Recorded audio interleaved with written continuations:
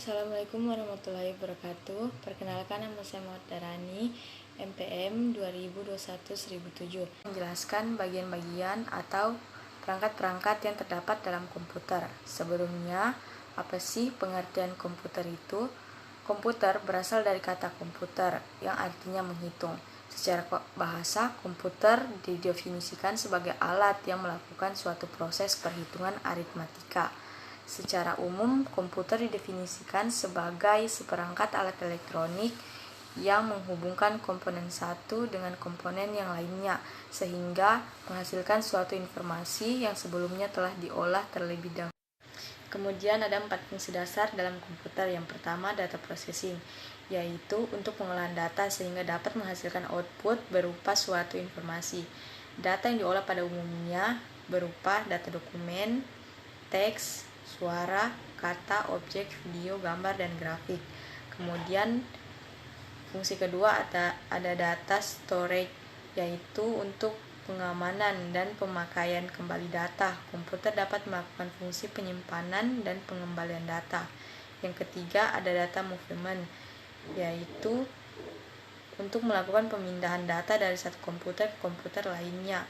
Yang keempat ada fungsi kontrol, dikerjakan oleh seorang dengan memasukkan perintah-perintah ke dalam sistem komputer, lalu komputer akan mengerjakan sesuai dengan perintah-perintah yang telah diinput oleh manusia.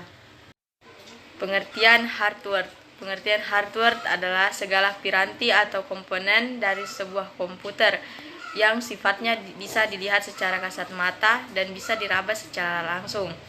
Dengan kata lain, hardware merupakan komponen yang memiliki bentuk nyata.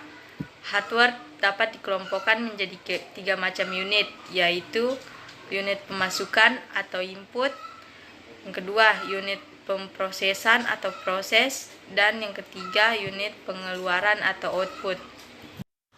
Di dalam komponen input terdapat beberapa perangkat. Yang pertama ada keyboard. Keyboard merupakan komponen yang berfungsi memberikan masukan berupa data alfanumerik dan interpretasi ASC2 lainnya. Yang kedua ada perangkat mouse, penghubung antara layar monitor dengan pengguna atau user. Yang ketiga ada perangkat mikrofon, komponen yang memberikan masukan dalam bentuk suara. Kemudian ada scanner untuk memindai gambar yang akan dimasukkan dalam sistem komputer menjadi file digital. Kemudian ada CPU, berfungsi untuk menghubungkan berbagai peralatan periferal termasuk perangkat input atau output dan unit penyimpanan tambahan pada komputer. 2. Komponen proses. Yang pertama ada prosesor, komponen utama untuk memprosesan data. Yang kedua, motherboard, komponen yang menjadi tempat semua komponen berhubungan, seperti hubungan antara komponen input, proses, dan output. Yang ketiga ada hard disk, untuk menyimpan semua interpretasi yang diperlukan oleh komputer yang sifatnya permanen. Kemudian ada memori atau RAM, untuk menyimpan segala aktivitas komputer untuk sementara. Kemudian ada flash disk, sebagai media penyimpanan dan transfer data yang paling populer dan tidak bisa dilepaskan dalam kegiatan sehari-hari kita yang berhubungan dengan komputer. 3. Komponen output. Yang pertama monitor, komponen yang menampilkan proses yang sedang dikerjakan oleh komputer. 2. Printer, untuk mencetak data dalam bentuk hard copy. Ketiga, speaker, untuk memberikan output berupa audio kepada pengguna. Pengertian software.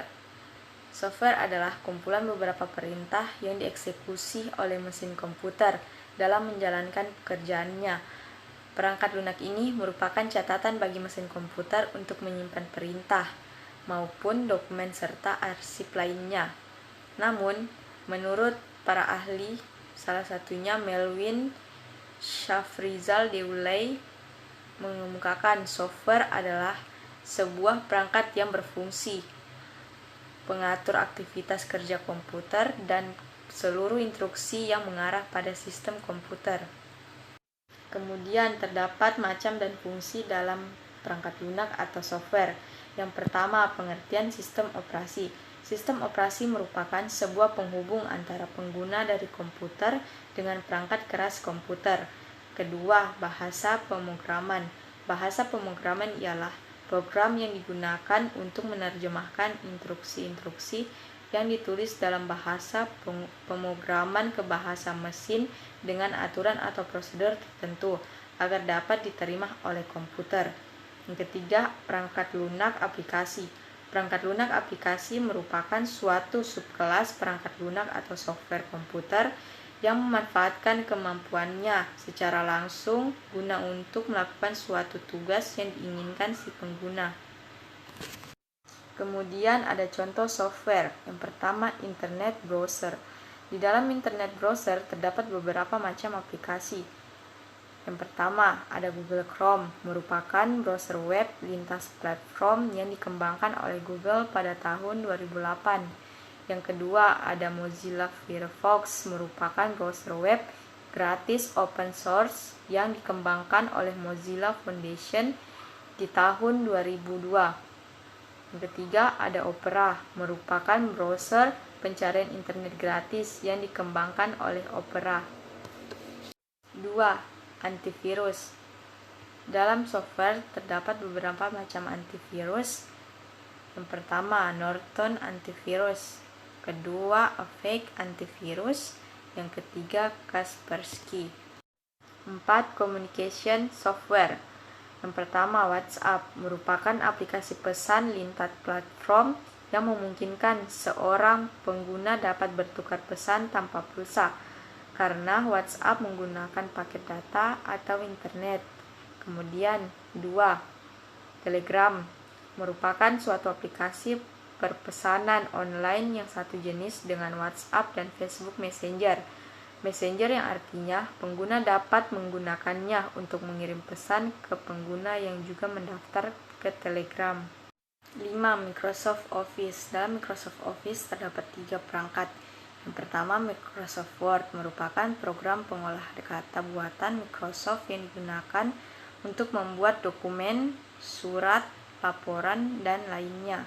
Kemudian, adapun Microsoft PowerPoint yang dikenal sebagai program yang memungkinkan pengguna untuk membuat slide dasar sehingga presentasi yang kompleks.